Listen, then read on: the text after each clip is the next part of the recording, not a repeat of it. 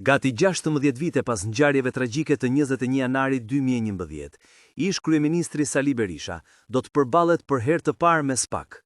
Burime pranë prokurorisë së posaçme bëjnë me dije se Berisha është thirrur për të pyetur të premten në orën 10 nga prokurori i çështjes Alfred Shehu, në cilësinë e personit që ka dieni për vethanat e ngjarjes.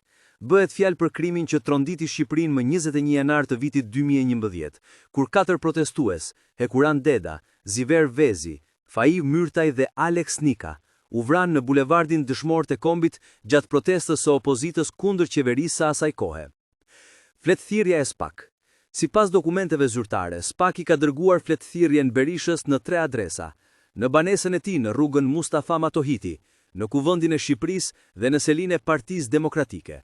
Kjo është thirrja e dytë zyrtare që SPAK i dërgon ish kryeministrit, pasi e para, e firmosur më 3 nëntor 2025, u kthye mbrapsht pa u hapur.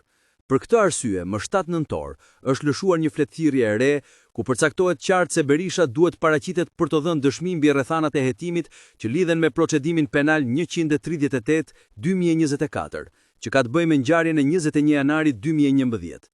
Në dokumentin zyrtar thuhet: Shtetasi Sali Berisha, i biri Ram dhe Shiqere, lindur me 15 i pikën 1944 në Tiranë, thirret për të paraqitur në prokurorinë e posaçme për të pyetur me cilësinë e personit që tregon rrethana të dobishme për hetimin. Rihapja dosjes 21 janari. Dosja 21 janarit është rihapur në korrik të këtij viti, pas vendimit të gjykatës së lartë të datës 12 mars 2024, e cila urdhëroi SPAK-un të hetojë ngjarjen si krim shtetëror. Ky vendim erdhi pas një procesi të gjatë ligjor të familjarëve të viktimës Alex Nika, që kërkuan drejtësi për të vetmën vrasje pa autor të identifikuar. Gjykata e lartë u mbështet në frymën e vendimit të Gjykatës Evropiane për të drejtat e njerëzit në Strasburg, e cila kishte kritikuar shtetin shqiptar për hetimet pa plota dhe mungesë përgjegjësie institucionale.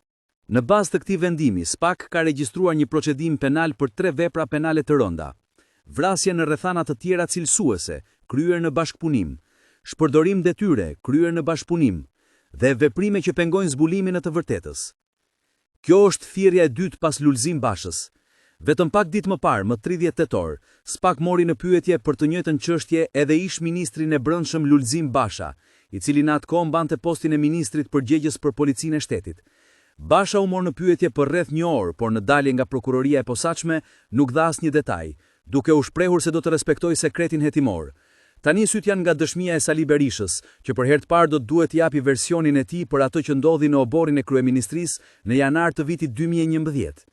Nëse kjo thirrje do të sjellë zbardhimin përfundimtar të së vërtetës, mbetet për tu parë, por një gjë është e qartë: 21 janari është rikthyer fuqishëm në duart e drejtësisë.